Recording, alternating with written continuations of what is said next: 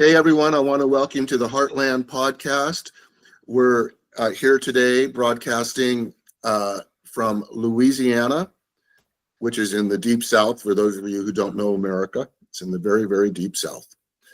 And we're here today with Roland Hollins, who is a police juror from Allen Parish, which is in the western portion of the state.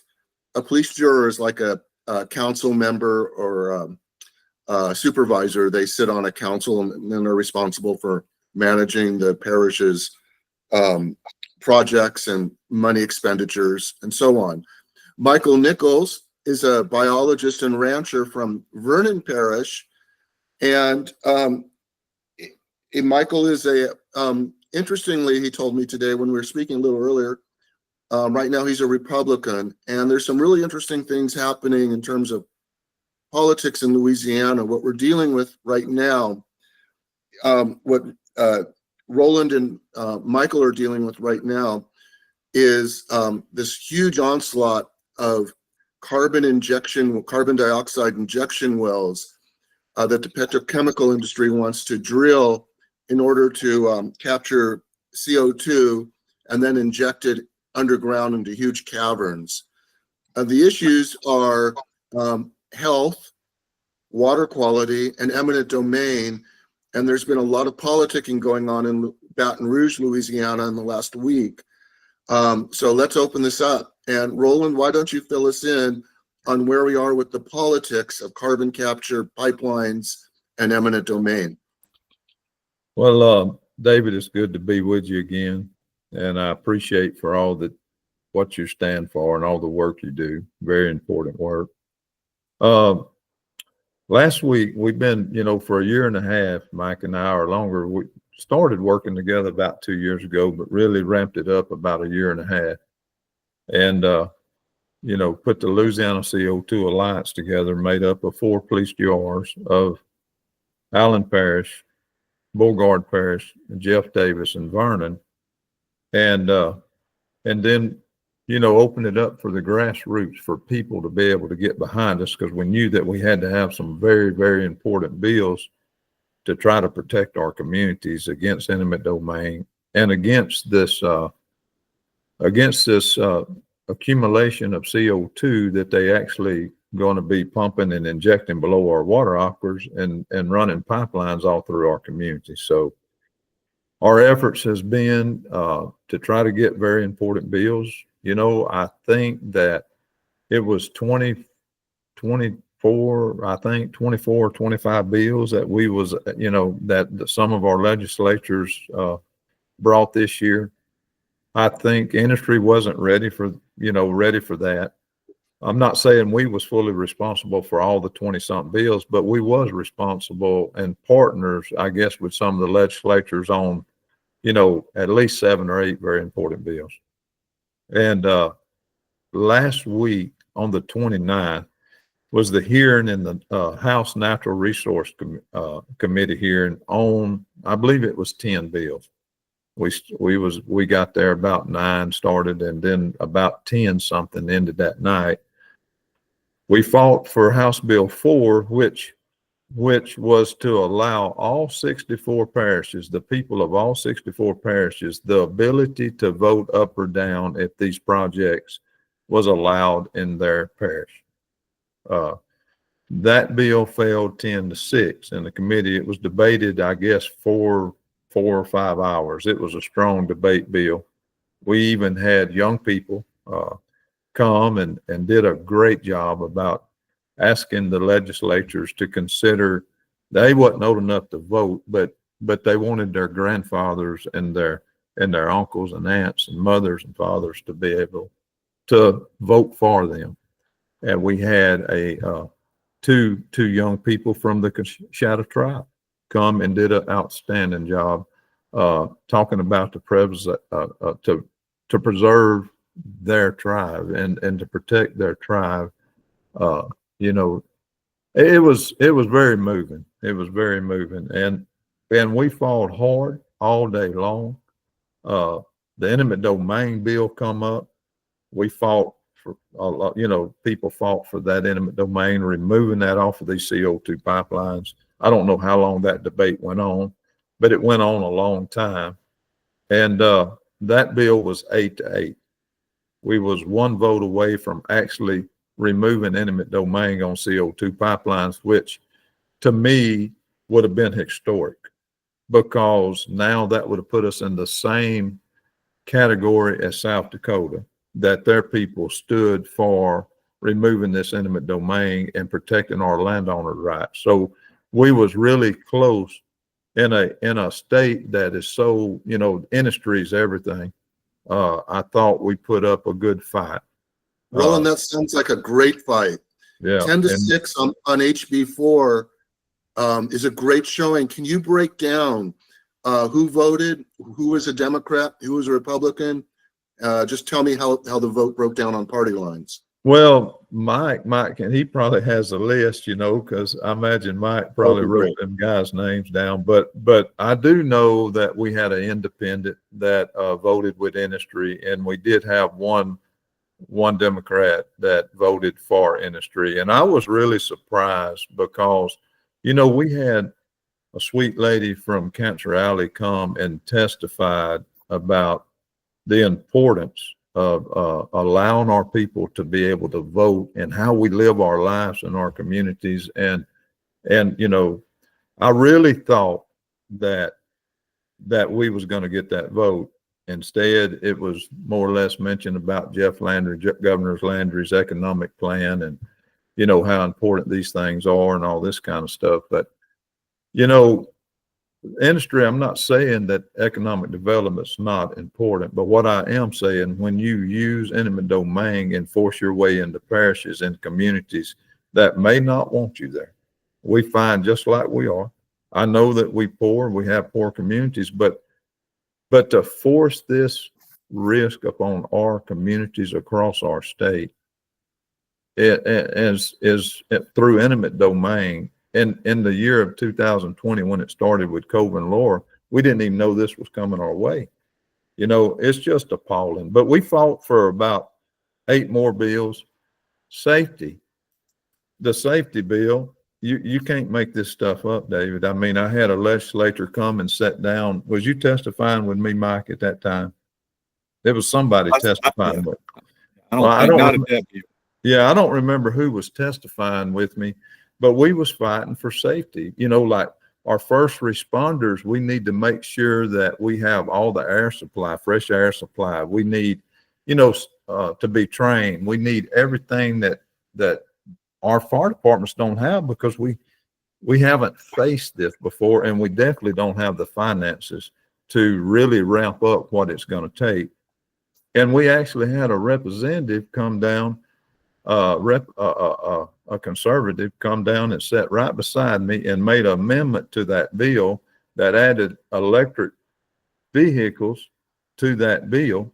It took about 15 minutes. You got to understand, we was up there from 9 o'clock to 10 something at night. So he come down, took about 10 or 15 minutes to make that amendment to add those electric vehicles, went right back up to his seat and voted against his own amendment that he just come down there and made. I mean, you can't make it up. And I mean, that's the kind of stuff we was against all day long, but we kept fighting and pushing. And the only thing I can say, tomorrow, the eminent domain bill is coming back up. So, I think when we left there beat down that night by what industry did to our people, the lobbyists that come in there and our elected officials. I mean, I'll tell you the honest God truth. I hate to say this, but Elon Musk don't have to come to Louisiana. All you got to do, he just needs to drive down here and say, hey, all you elected officials go home. Industry, y'all take those places.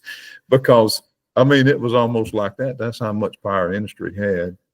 But here we are. We woke up the next morning, looked at our families, and said, you know what, we're not done yet. We still have very important bills. And thank God, tomorrow morning, we're going back to fight for House Bill 601, which is to remove eminent domain. So a lot of pressure has been put on them for that. That stuff don't happen, so. Michael, who was the Democrat? Do you know who the Democrat was who voted in the 8-8 tie? Yeah, I don't have their name in front of me, but I think his last Travis name Johnson was one I of think it's them, Mike. Johnson, if I Travis remember right. Johnson. He represents the northeast portion of the state up near Mississippi. Yeah, they have. I talked to his police jurors prior to the session and talked to the police jury president, and because I anticipate things like this, and everything in Louisiana is political. Sunday school's political, but it may be like that other places, but I can't believe it's as bad as it is here. But anyways, the parish, the police jury president, we agreed that this has the data center that they're building up there, which is maybe a good thing for those folks, may be good for their economy, but we agreed that it has nothing to do with CO2. And so I think the legislator is a little bit confused about some of these things, when they just got to go hook, line, and sinker. Even one of the parish, the police jury president, we agreed that this is not, it's not an issue with the CO2. You still have your project. You still get to build the data center, which, you hear those sorts of things.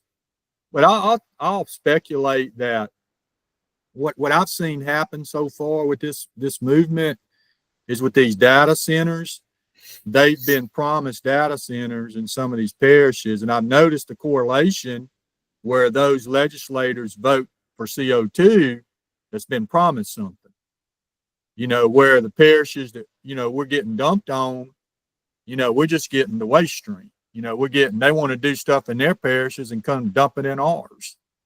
And, I look at that as I'm like, well, I think if I went over to their house and started tearing up their yard and, walked in their house and held a gun on them and made them sit on the couch and start tearing up their house apart, I don't think they would like it too much. And that's how I look at this. I think it's government overreach at its finest. I think it's a hostile takeover. And, we tried to explain ourselves to those folks, we tried and we tried in detail to explain that, it's not connected. I even brought that up about the talking to the police jury, and the guy wouldn't even make eye contact with me. When he did, it was, back and forth. Like, I don't want to make eye contact with this guy. Cause my plea was that, we wouldn't do this to your family, so please don't do it to ours. But then they just voted us against us anyways. And I guess what I'm so upset about, David, that they would do that, this vote is to get it out of committee and get it on the floor and let the rest of the state have input. I think that they forget what their job is right now, and they're trying to speak on behalf of some movement. It's not their job right now. Their job is to consider whether this is important, like a grand jury, for a trial. Is this important enough to get on the House floor? Well, good grief. How could anybody with a lick of common sense argue and vote that this is not good to get on the House floor and let the whole state debate? So it's just more of their clandestine, let's sneak this under the table, David. But we got the skunk on the table now. The skunk's out there, and for everybody to smell. For the 8-8 vote, how did it break down again with politics? The Republicans are pretty much supporting us, and the against is the Democrats, and we don't have many. There's not many Democrats on in the committee, but all the Republicans was in favor. Well, the 4 or 5, Mike, the 5, the 6, but all the other Republicans that outnumber them, has been we have voting against us. In adjacent parishes that that voted against us. So of the 8 that voted for, how many were Republicans and how many were Democrats? Yeah, I think all 8 was Republicans. So we might have had one Democrat. So this is really interesting, isn't it? Because nationally, you would think the Democrats nationally are generally considered the environmentalists and the ones who are trying to bring us into a safer future.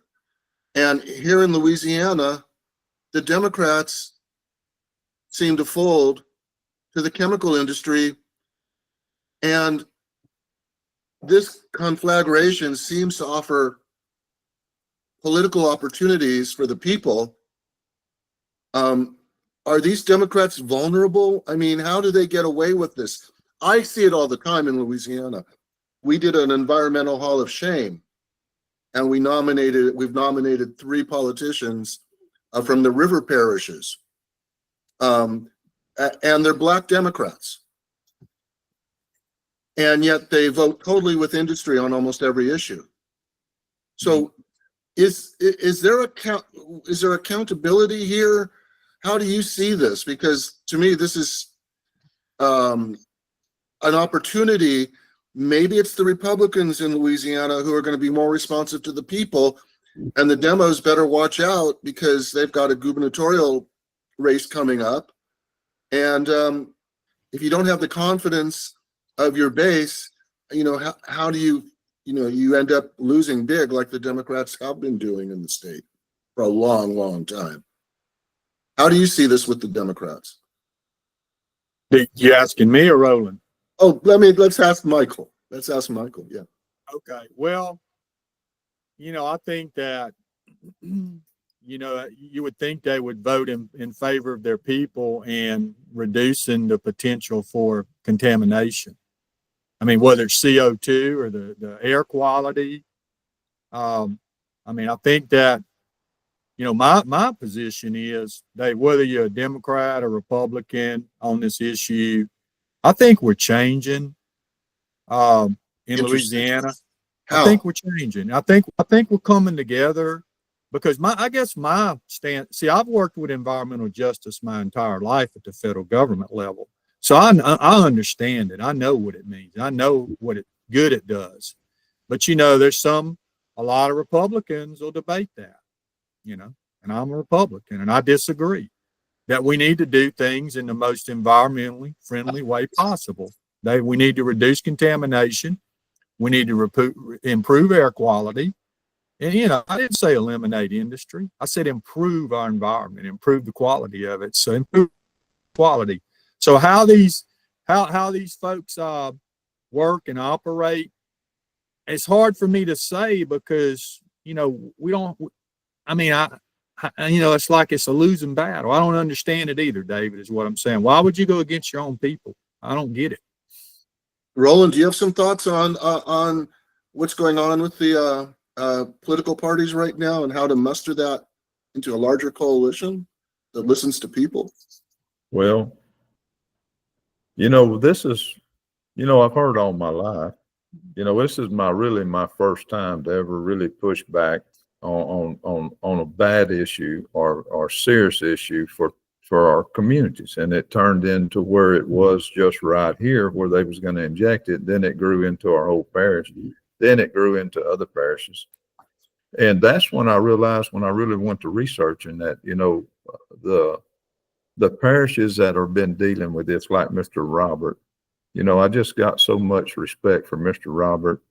I believe that's when I met him, to know that gentleman has fought for his community for 7 years, and I've just been fighting for ours for 2 years. I mean, it takes a tremendous amount of time and stress, and you just lay down every bit of your life other than your work to just focus on this. I've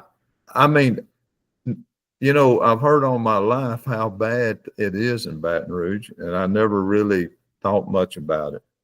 But I can tell you what, after going down there and fighting for safety, fighting to make sure that our water systems, if it's damaged, that they're responsible for it, and that they're responsible to get water to our people in a short amount of time, just in case there is a major event. Like the leak they had in Illinois, they kept injecting on the very first well, kept injecting, knowing they had a leak. The second leak, they had to stop. Well, the legislature just the other day had to pass legislation that they can no longer pump any more CO2 below that water aquifer or anywhere close to it. So what I'm trying to say is the signs are, when you start dealing with signs and you're a public leader, you have to look at history. You have to look at events. You have to think about all these things. Mississippi should have taught us that we don't put pipelines 500 feet of school children or hospitals or nursing homes, but we still did it. You know, And there was an enormous and the- explosion, as I understand it, and loss of home value, damage, physical, people were hurt. Yeah, it was a mile away. You know, it was a mile away that town was affected. And just like the Illinois event, the very first CO2 well in the United States, which should be the, you know, the project that's on the highest hill in front of and all the lights on it across this country is shining on that project, and it has failed to where the legislature had to go in and take action to save 1 million people's water in that state. So what I'm trying to say, David, is this: if it happened, you get signs. You always have to plan for worst case scenario, in my view. And I go down there and we try to get some bills of accountability in case they had a leak like they did in Illinois, and they keep injecting, that we would have a bill where it'd be a criminal charge, you know, to the board of directors or CEO or whatever. And they just fight everything. They bring these lobbyists in. I've never seen it like that. You know, it's these lobbyists, industry lobbyists. I mean, it's almost like they nearly own the place in Baton Rouge, you know. So, you know, it takes strong people to fight back against that, Democrat, Republican, or whatever you are. But with them doing what they done from 2020 in the year of COVID and Laura, and pass that bill that give eminent domain to, you know, these companies for the injection site and at the time of the pipeline. And every bill, and nobody knew about this. And every bill since that time, you know, they say, well, we didn't know, we didn't understand the bill. And they passed it in the closing hours of session 2020. And everybody says, well, I didn't know, they misled us. I mean, well, it's the same people that's misleading you now that was misleading you then, but yet you keep passing bills in their support, you know, against not only against the will of the Louisiana people, the landowners and all that, but to risk our communities without all these safety things that we need and liabilities. And I tell you what, it's something to see and witness with your own eyes. I'll tell you what it did to me, and I'm an industry guy, or have been, and still is. And it's not the old industry that I'm used to that I'm upset with, but it sure gives you a whole different view of industry that you've been so proud to be associated with. The Exxons and the Oxys. I'm not talking about the little independents that we've been used to all our lives. I'm talking about these giants that's come in and forced their way in for all these billions of dollars of our tax dollars. It's our tax dollars in the first place. And yet we have no say. It's hard to get bills. It's hard to get bills to protect our landowners and our communities. And it's shocking. I think it's both sides of the aisle, you know. I think it's both sides of the aisle. We got problems, you know, so I don't know what the answers are. How do you get, when the politicians voted against HB4 or voted not to remove eminent domain from pipelines, are they being supported in a popular way by their constituents, or are they voting in a way that they are actually contradicting the will of the people? Well, David, I'll tell you my true opinion is that a lot of these folks that's on them boards and these committees, their people don't even know what's going on because their parish is not being faced with what we're being faced with. But that day's coming. You know, it's easy, like I said before, it's easy to vote for big money or whatever when it ain't affecting your community. You know, it's so many legislatures still at this time is not dealing with a CCS project in their community or injection wells in their community, but it's coming. And that's what, you know, when I testify tomorrow, I want to remind them, your decision today, I want you to remember that you will face the people in your districts when this project starts coming your way. The landowners' rights are abused, and this risk that's forced on our community. So go ahead and make a good decision today, because what decision you make today, you know, is going to pay dividends for you later on, if you go ahead and do the right things. But it's in my view, it's a horrible. I never thought it to be like it is, but Baton Rouge is it seems to me it's just not for the people, and it don't matter what side of the aisle you're on. It's just sad to see. I wonder how many, you know, I have heard that 1 in 7 jobs in Louisiana is tied to the petrochemical industry. Right. And then there are lots of ancillary jobs, you know, in some I areas. wouldn't be surprised, David, if it's that high. You know, industry has been industry has been the backbone of Louisiana. You know, I mean, our oil and gas and the petrochems and all that. I mean, I would say industry's been the major, you know, just a major financial backing of our state.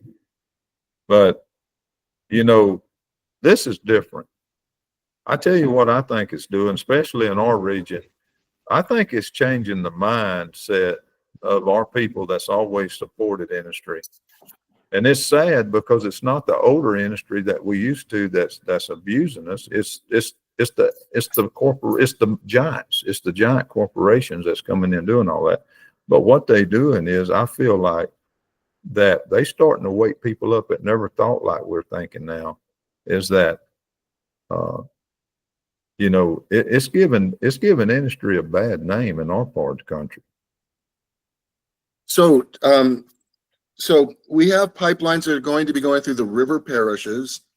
We have now the pipelines in western Louisiana, southwestern Louisiana, they may be coming from Texas as well as other areas. Yeah, they're coming from Texas, David. They're coming from all. If you look at the projected build out, yeah, pipelines coming from all the surrounding.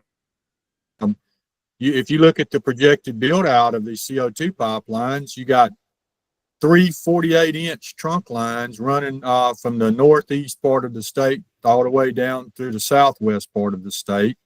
Then you have another trunk line coming from the northwest to tie into it in central Louisiana.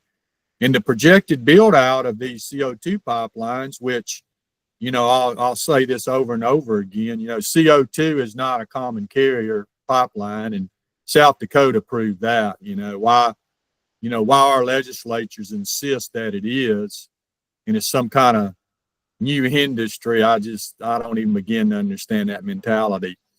But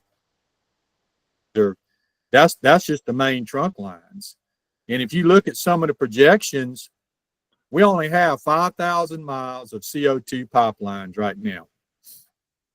That's all we have. That's 0.25% when you compare that to the natural gas pipelines nationwide. Less than 1%. They're talking about a build out. And I don't know if many folks have paid attention to these right of ways, how huge they have to be to insert, you know, 3 48-inch pipelines, because the one in Mississippi was only a 24-inch pipeline that ruptured. So you can just imagine the amount of CO2 that's going to be flowing through that, you know, through those 3 48-inch. It's going to be tremendous. You know, the capacity that they're actually just continuing to increase the capacity of the sizes of the diameter of the pipelines, but they're talking about building as many as 95,000 miles of additional CO2 pipelines. We're just going to be one big pipeline. Well, they're taking your bottom line. They want the folks in Baton Rouge want to take your land for their profits. They want to endanger your drinking water for their profits. And really the benefit to the local communities is going to be there will be no benefit. The risk will be outweighed. The demoralization, you know, if you're like Mike, you're a rancher and you know, this is your land. Your family put time into it. You did. It's your dignity. It's yours. This is not Russia. You know, this is not China. We have rights here, and we really have to fight for them. And you can, I think these 99,000 miles of pipelines, the bottom line, they're going to take a lot of land from a lot of people, and people all through the state should be concerned for one another, I think, on this issue. That's true, because you know, the thing is, I asked this question to our legislators, you know, what in the world did we ever do without CO2 capture? You know, how did we even survive this long? You know, you think we'd have just fell apart, our economy. There's research from, you know, universities, you know, Oxford and different places that points out what I've been trying to point out, because, you know, they began last week at, you know, it was late at night and everybody was getting tired and everybody was aggravated on our side, and they were kind of aggravated because we wouldn't throw in the towel and give up. You know, we just kept fighting till 10 o'clock at night, and we'll be fighting again tomorrow on a lot of this stuff. But these people, you can't talk to them about that. This is really not necessary, Dave. I hope we get to talk about that. The president of the United States calls it a green new scam. The governor of Louisiana calls it a green new scam. You know, I mean, why would you do it? Why would you, you know, why would you do something that's a scam? You know, it's just all about the money. The governor of Florida calls it a scam. I call it a scam. And I've been spent my entire life dedicated to conservation, you know, in our natural resources. That's what I get up and do every day. And you know, you just can't reason with these people. They're unreasonable. You described it perfectly well in your analogy. And I'm glad you said it first, because I always get called the bad guy when I say things like that, because I say it's un-American. I say it's unconstitutional. And if we let this ride, I don't even argue. You know, even Al Gore says this is like believing in the tooth fairy. And I like Al Gore. I like his stance on a lot of things, you know, and now his people's turning against him. Oh, you don't understand. You know, they tell me he don't understand. Well, I think he understands very well that this is a pie in the sky pipe dream. It's not going to accomplish anything. And it's going to actually be more harmful to the environment, because you're going to introduce more CO2 from all these CO2 pipelines and all these CO2, these so-called storage sites. Dave, you know very well with the methane blowout in Aliso Canyon and all across it. It's not going to stay there in every place they put it. That is common sense. The problem is, I want to mention Moss Bluff, Texas, too, that the natural gas blowout. It caught on fire and burned up. And it you know, I mean, and people would say, boy, that's terrible, when you got to say that's a good thing, huh? That was less of an impact, that it caught on fire and burned up. But then you know what that produces. That produces a lot of CO2 when it burns up. But my point is, CO2, that's not what people think. They thought it was good that the natural gas was burning up. The natural gas is lighter than air. It goes up into the air for better or worse.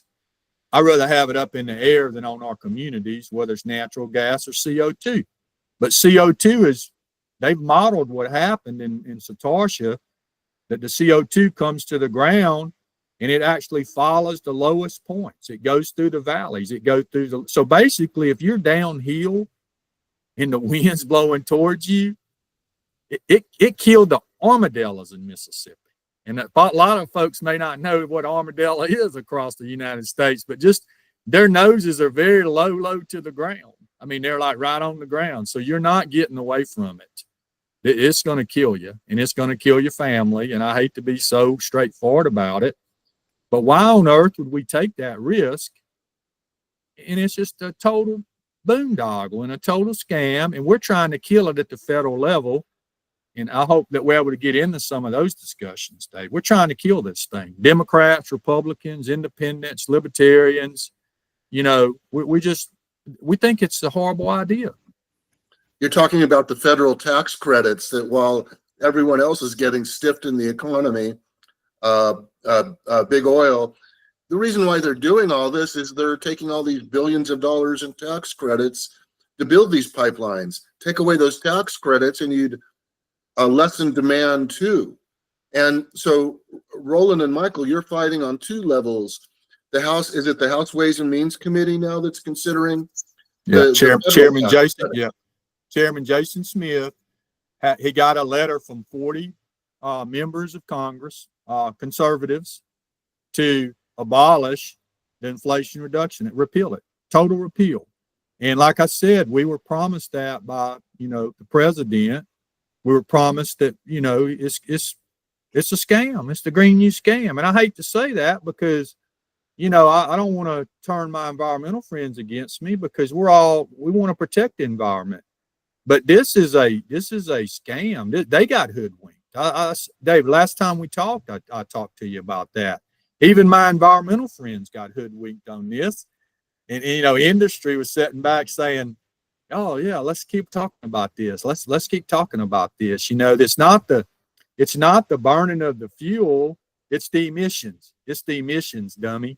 It's not the burning up. So we'll keep getting more and more. And they use CO2 enhanced oil recovery to just get to where the rubber meets the road. And only 5% of the domestic oil production in the United States is produced by enhanced oil recovery. In the global market is less than 2%. So why would we risk our environment over those kind of benefits? And it takes, I was looking at the amount of carbon dioxide that it takes to produce 1 barrel of oil. And these things are just staggering when you start looking into them. It's like, you're going to increase. This is going to increase with beyond any reasonable doubt the amount of carbon dioxide in the atmosphere. If we don't get together like we're doing now, I'm asking y'all in California, I'm asking in Mississippi. Mississippi fined, when they had a CO2 blowout, they fined these people $700,000. We had a blowout across the state line, enhanced oil recovery blowout in Delhi, Louisiana. And the state knows all about it. It's well documented, but they're acting like that never happened. It hasn't came up in any meeting so far. And I brought it up, and they act like that I'm just making stories up, and they don't want to talk about it. But CO2 enhanced oil wells blow out in Louisiana, Mississippi, Texas. Mississippi fined them $700,000. We had the same blowout across the state line, and you can imagine what Louisiana fined them, right? Not one penny that for the same type of blowout. So I'm asking, I'm so desperate that I'm asking the whole country to bail us out, Dave. And I really am like all the other states. Hey, look, Louisiana's asking for our help. Kill this thing and let's regroup and let's take the good components out of that bill, out of the Inflation Reduction Act that we're all in favor of, or the ones we can agree on as a country, and let's do those things, whether it's nuclear energy or whatever that we can agree on.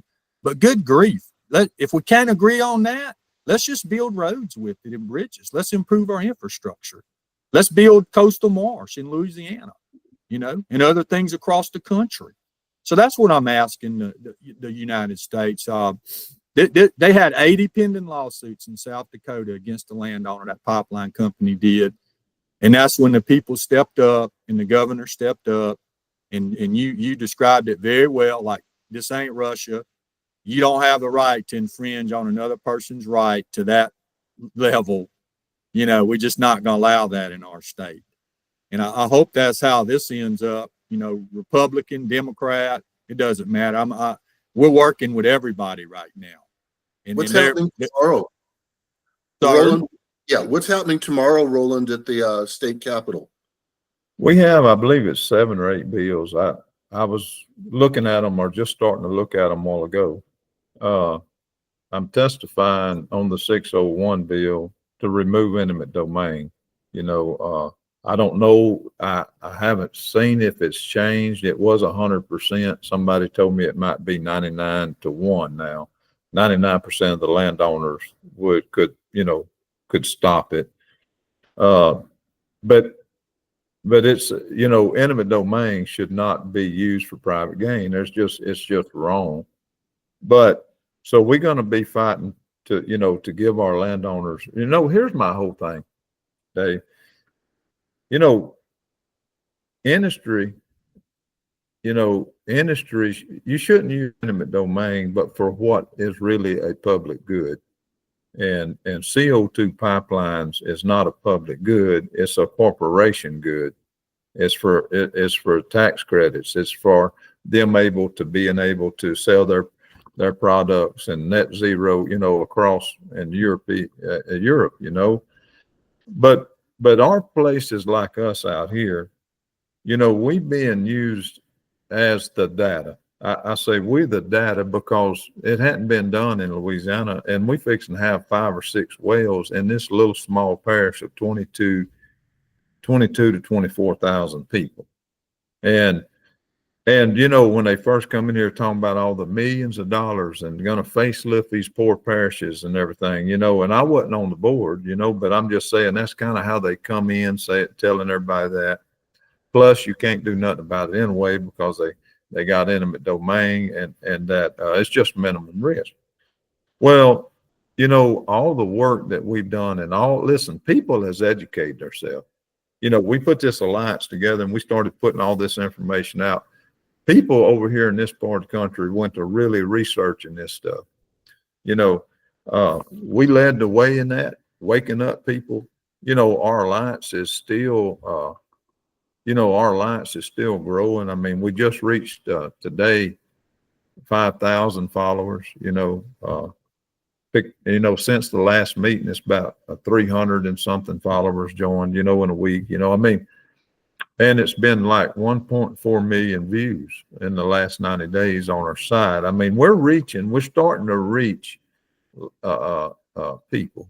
We're starting to reach landowners. We're starting to reach, trying to wake up the sleeping giant, because the only thing that works other than God himself against what's taking place, this is a hostile takeover for economic good for some. But it ain't for all parishes. Our parishes is becoming a major hazard waste dump for other parishes to benefit. But when you do something of this magnitude and you bring this much risk and you do this to landowners to get it done, and you don't even let the people have an opportunity to have any say, no authority. This is, in my view, this is, the worst thing that can happen to people. Because I haven't even seen an environmental impact report. No, Is sir. Yeah, I asked the legislator. I'll bring it up again tomorrow. I pretty much spoke on every bill throughout the day, and there's going to be several of us there tomorrow to speak. Mm-hmm. But also, I want to tell you what I've been doing, something interesting today. I live in Vernon Parish, and I traveled to all my parish officials today, the ones that are elected parish-wide, the tax assessor, the sheriff, so on and so forth. And they have all signed on in support, the district attorney. They've signed on in support of us getting rid of this, Inflation Reduction Act. So people are starting to speak out. They're starting to see that, some people in Baton Rouge might, a small few might think it's a good idea, but we don't think it's a good idea, our people, Dave. So we just need to kill the funding. Somebody said, well, maybe, now they want to negotiate, they said, well, maybe we shouldn't take an axe to it, Mike. And I said, well, I'm going to take a double bit axe to it, David. I want it gone, because it might have good intentions, but we've been, misused to taxpayers. It's a misuse of taxpayers' dollars. So let's just kill it and let's just start over and let's do this right. Let's do true, projects, nature-based projects. Let's plant trees. Let's restore our wetlands. Those kinds of things. And one day, if we got to capture carbon, if it gets to 700 or 800 parts per million in the atmosphere, we'll revisit this. But I don't think that's going to happen. I don't think that's a good prediction. It's also a flawed perception, because CO2 is only one greenhouse gas. It's the only one that these projects capture. It doesn't capture methane. It doesn't capture ethylene oxide, benzene, and the other chemicals that are poisoning people downriver in, Homa and Yeah, Thibodeau, those areas too.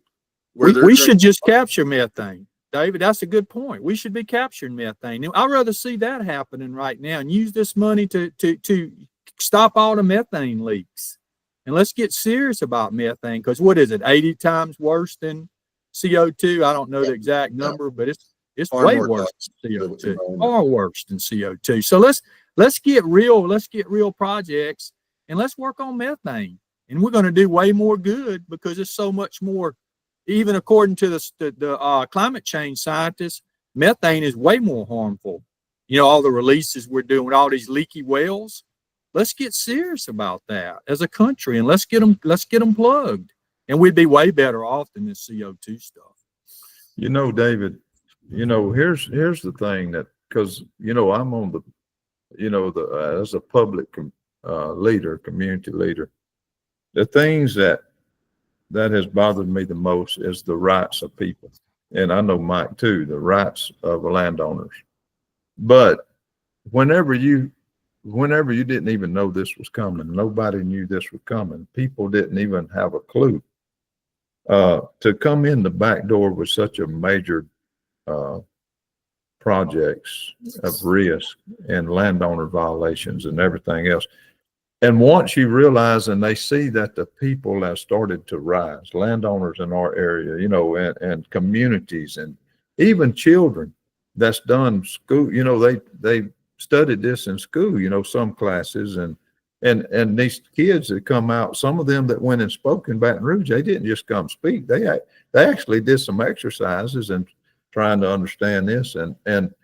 But my point is this: only God can stop it. But my God, they forcing it on our rural communities out here, but promised everything, and we having a hard time just getting fresh air, extra fresh air equipment for our volunteers.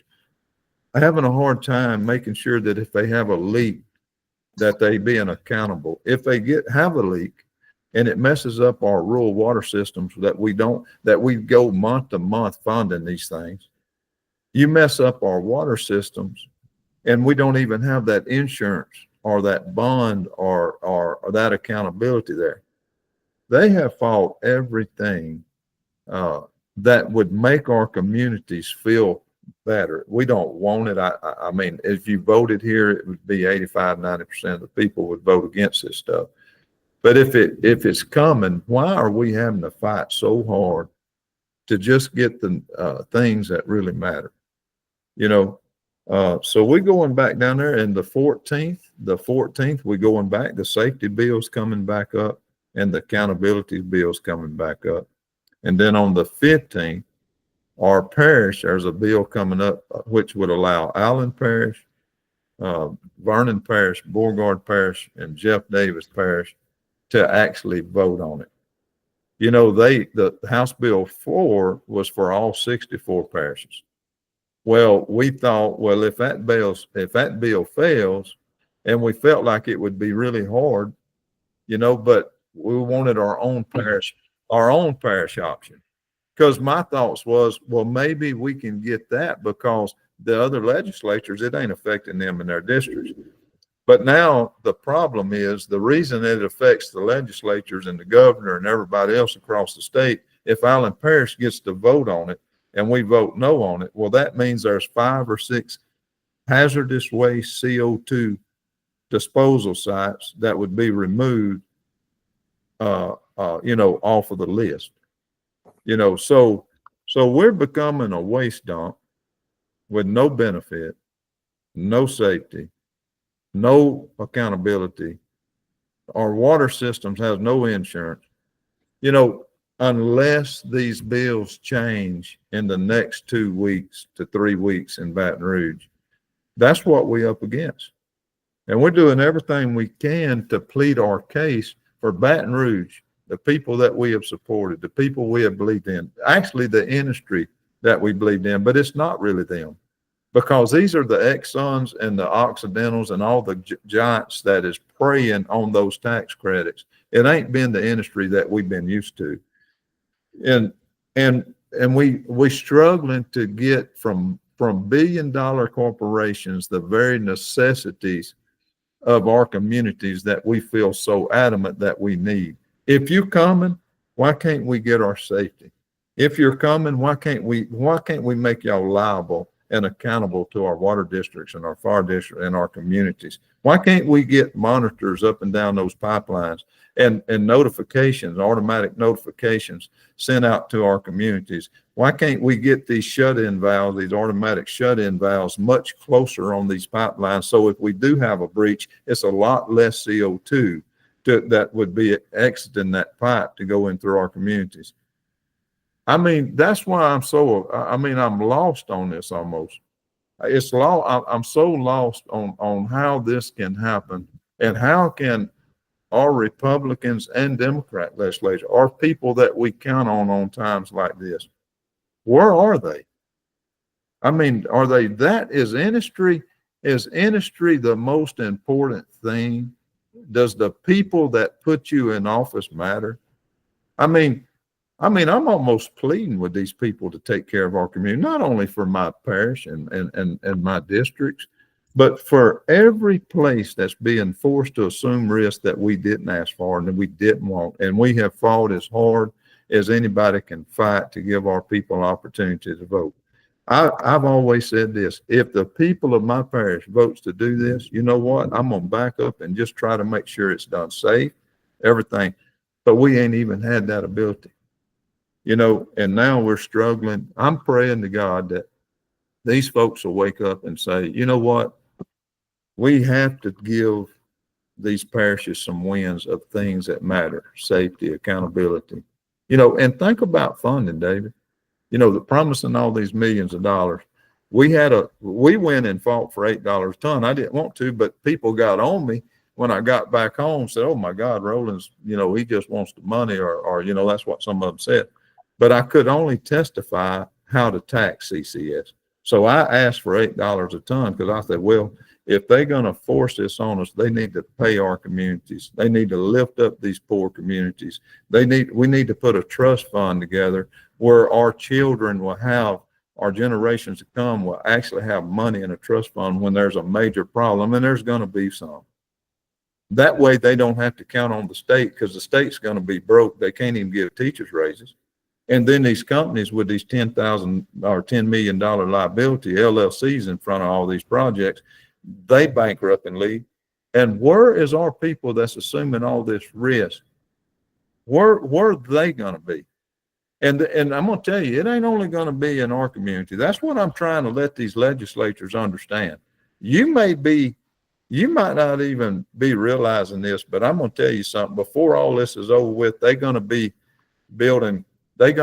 having cotton balls in northeast Louisiana as big as a basketball, and our pine trees are going to be big as y'all's redwood trees in California. This stuff is going to be everywhere. So why can't we get this right in this session to make sure that we cover everything that's important for our people in Louisiana? I mean, that's why I tell you, it's been a long journey, and that's why I told you earlier, Mr. Robert down in St. Charles and fighting for better quality air for his people and all that. I have, to do that for 7 years, is amazing to me, because this has been a 2-year journey, and my God, it's not been easy, because we politicians, we've been pitting against one another. You know what I'm saying? Where we used to be friends, and where, when you're battling over something that you really believe in, you got to lay down friendships. You got to battle. And that's what's happened here. It's been tough.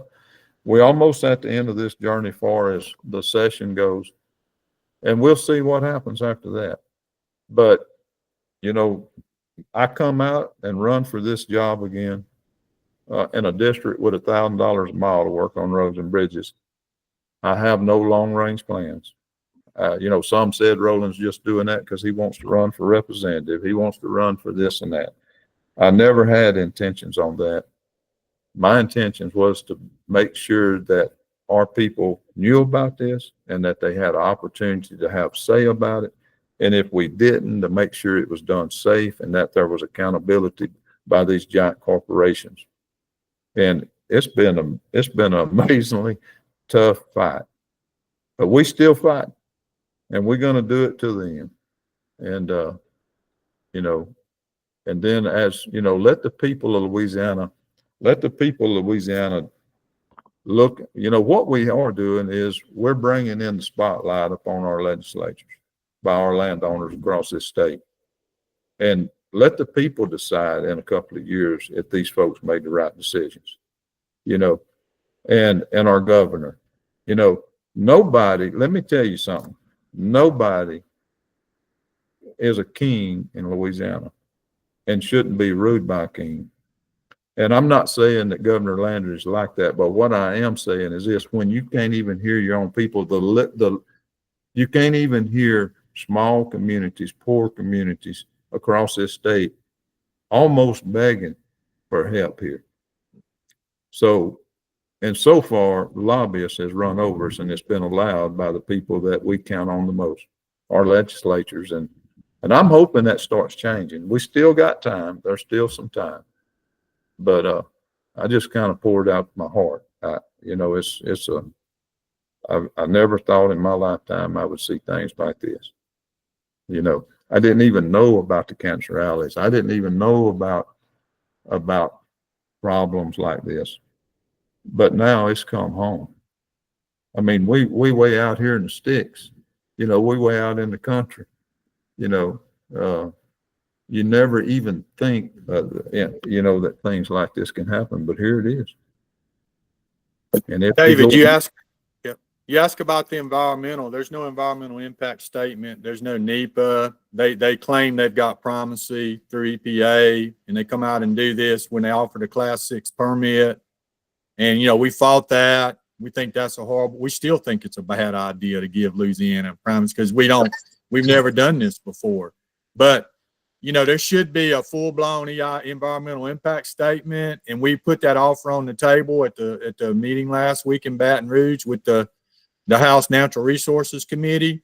There's a tenured professor at LSU, a very respected professor that's willing to lead the research team and look into this from an environmental standpoint. And, you know, crickets, they want to have their team up there just promoting this that got paid millions and millions of dollars by the oil industry. And what I'm asking our legislators to do is to be independent and provide funding for this research team at LSU through the Agricultural Center, you know, put the money up and let's have some independent research, David. Let's look at this realistically and say, what is this going to do to our environment? What's it going to do to our groundwater? You know, he would lead this team. And he's been at LSU for years, and he would do independent study, and I would trust him. And I told the legislators that I don't trust these guys who's been getting these millions of dollars from industry, David. I can never trust them. It's like the fox guarding the hen house. I think that there is a case, a litigation case for violation of due process. I know there are federal laws that would demand an environmental impact report. And I think at some point we may have to explore state versus federal and loss of due process, because it is insane to start doing all these pipelines, injection wells, and not know all the consequences. That's is flying as blind can be. And I think there's probably going to be a need to talk to some, I don't know if it's Earth Justice, the Tulane Environmental Center, but we're going to need some legal counsel on this because it's very possible that due process, as embodied in the National Environmental Protection Laws, NEPA and others, should be required. And also at this time, you know, in St. James Parish, St. James sued their parish council for violation of their constitutional rights. And the big lesson there is that right now, when there's a lot of hostility towards the environment, both in Louisiana as well as from the federal government, sometimes what you have to do is delay, and find every way to put a monkey wrench into the works and just delay things as long as possible till you can get a more friendly federal government in there. Louisiana was on the verge of having a major environmental rights breakthrough during the Biden administration, and you can criticize them all you want, but in terms of environmental legislation, there was almost a consent judgment between LDEQ, the Louisiana Department of Environmental Quality, and EPA regarding just disparate placement of projects in Black communities.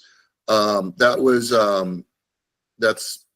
because of the Trump administration, you know, things have changed, but that vision is there.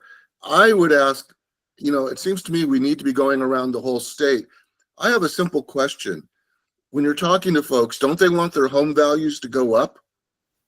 I mean, don't people want people to want to come to Louisiana and buy their home and just have more value and more equity? And if you look, you know, you look at what these pipelines and injection wells are doing, they don't offer the fundamental things that everybody in every part of the country wants. Health and to have better home values. So that's their wealth. Yeah. And the pipelines are going to hurt both of those things. Well, think about that, David. That's really, you really saying a mouthful, because I've done heard 2 or 3 people say, you know, well, the thing is, we will sell out if they're going to do this. We're going to sell out, but they keep saying, you know, well, the problem is their value. They're going to lose sell out on the cheap. Yeah, I mean, they're going to lose their value by selling. I'll tell you how aggressive these folks are. And we had a permit here after Tuesday on the 29th. We had when they beat us to death down there. The next night, Exxon come with 2 permits, 2 Class 5 permits for Allen Parish 2. And we had a lot of people show up because you needed to go testify about the permit, whether you was for it or whether you was against it. We probably had right at 200 people, I guess, that showed up. We've had more people than that before, you know, but people, you keep bringing meeting, you know, but here's what really floored me. And it's just like they just keep throwing salt in an open wound. Is that Exxon brought about 40 people, I would guess, with them. And each one of them, or some of them, got up but got on public record talking about how important it was for Exxon to get these permits for Allen Parish. They have never paid a tax here. They don't live here. It should be against the law for them to even have any say in this process. Well, and they're all from Baton Rouge. Yeah, from the state, you know, but I'm just saying, you know, it should be locally. It should be decided locally, but it's not. But I mean, it's just like everything about this whole thing has I tell you what, you know, industry is getting a black eye. They're getting a black eye, especially in our area. You know, the way that all this has been handled, David. You know, it's a difference when you come into a parish and you want to be a partner with the parish and you bring in a new project, even though it may be a project that the people hadn't heard of and they might be fearful of it, or you come in and you build a partnership with the stakeholders and with the community. And you talk about the risk. You don't say it's minimum risk. You talk about the risk. But this is what we're going to do to minimize that risk. You know, you sit down and have a plan and say, yes, it has had a leak, you know, if it gets into the water, but we're going to be on top of that. We're going to have monitors. We're going to make sure that the people, and even where it's reported to us that our own people in this district would be part of that testing process, where we can make sure it's accountable, that it's factual, that it's true. You know, and look, you know, all these things come in here and build that kind of relationship with the people and talk about what kind of great things that the schools are going to be able to do and the roads are going to get back. No, They come in promising it, but they don't deliver it. They sent a letter out right before the weekend, before we went on to testify on all those bills, calling us neighbors. Neighbors, wanting to be our neighbors. Now this is the industry that I now know. Neighbors. But then go right down there on Tuesday and fight everything that we worried about, like safety, accountability, our land rights. They fought everything with those lobbyists down there, everything that we tried, even our safety. I come back to that meeting on Wednesday night and I told them, I said, y'all sent all them flyers out this last weekend and last week talking about wanting to be neighbors. I said, y'all not neighbors. Y'all proved that down on the 29th, y'all not neighbors. Y'all unwelcome intruders. That's what y'all really are. And then every one of them got up and testified, this bill, give these permits to Exxon, don't even live here, don't pay taxes. So right at the end of the meeting, I realized what was going on, that enough of our people hadn't got up and just said, we're against this permit on the record. So when I realized that, I got up, went back to the mic, and I said, I want everyone in this room tonight to stand if you're against these permits. The only ones that was left sitting was them ones that Exxon brought with them. So I just wanted it to be seen.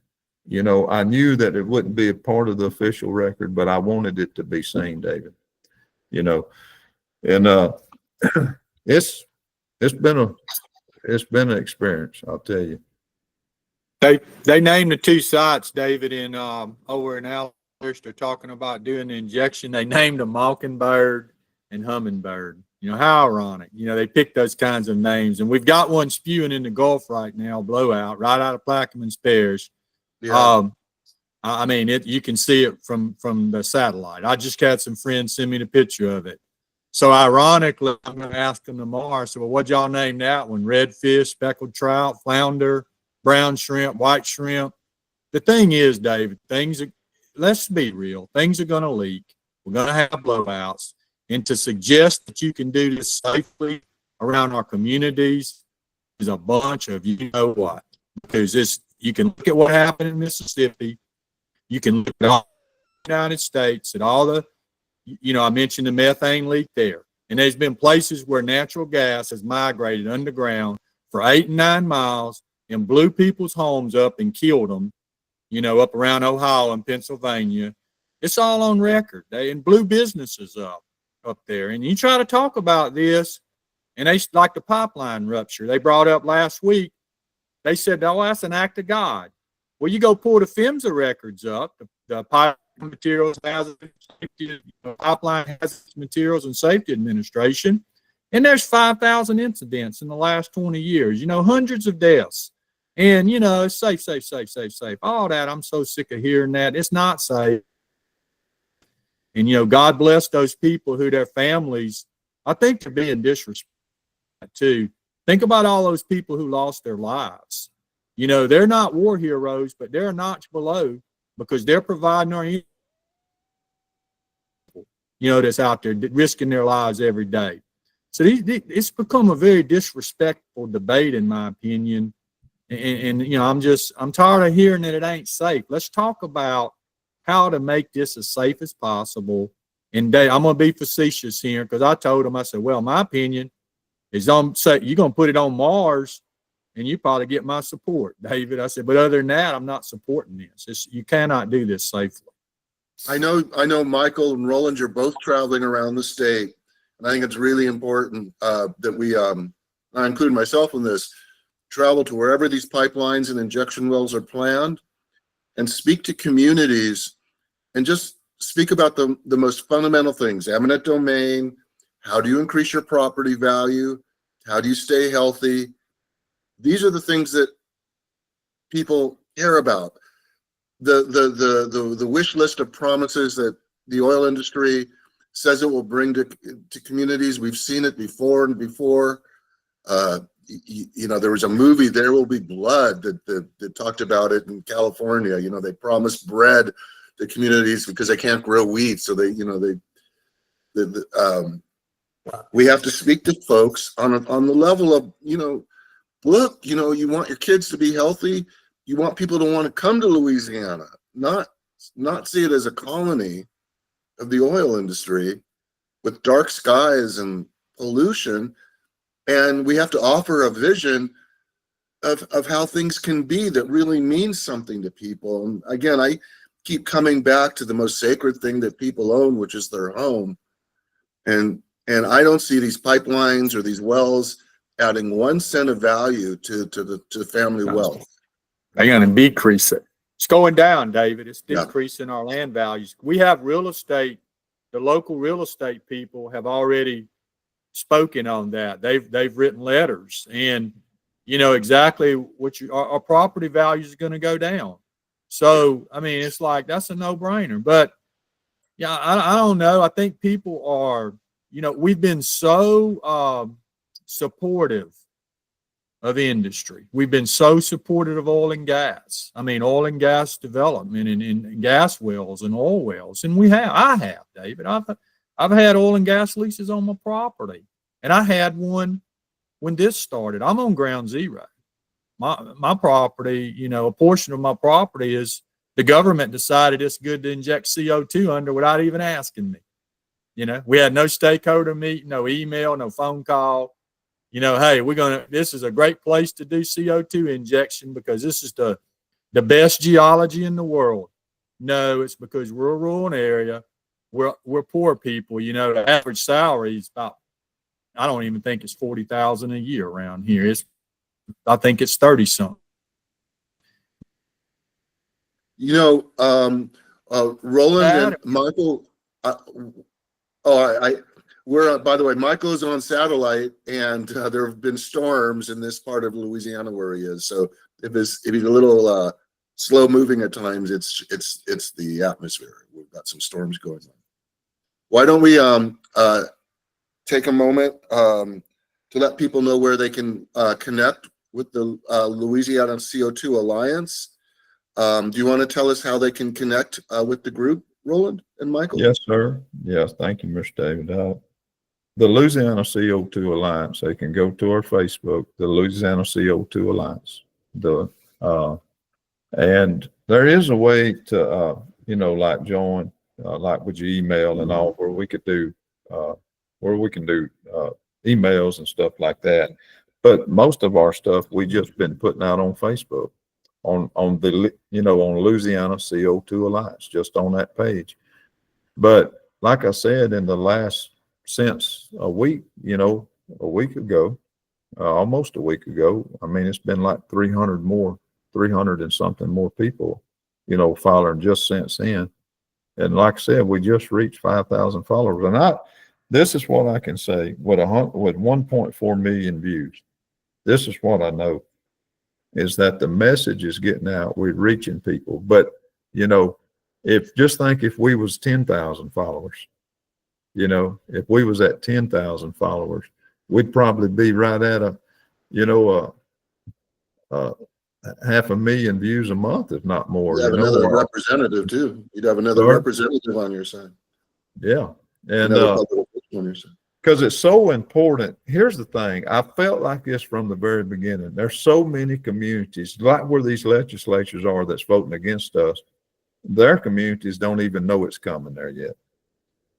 So if we can get the word out into the community, that was our goal. And me and Mike's traveled. We done, we did the best we could with what we've had to do with. Is trying, because I felt like if we got into 100 homes, that 85 to 90 of those homes was going to be right with us. So I feel that strong. I still feel that strong today.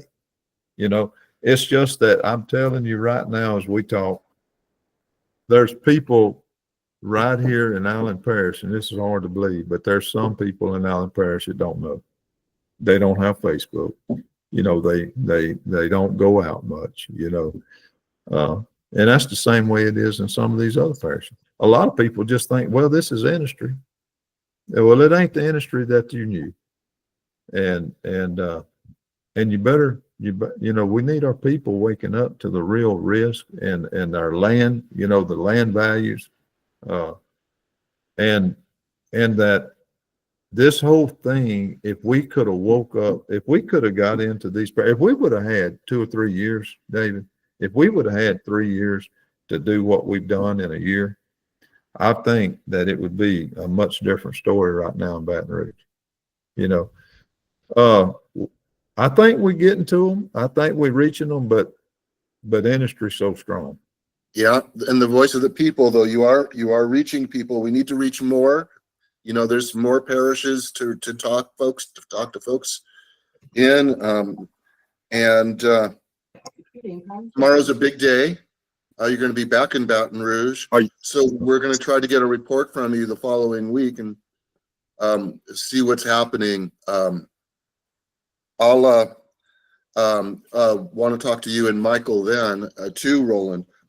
This has been the Heartland Podcast. Today we've talked about carbon capture and sequestration, injection wells, pipelines, and people's rights just to own their own land. Some of the most important thing to an American today is I own my land, I have a house, that's my wealth.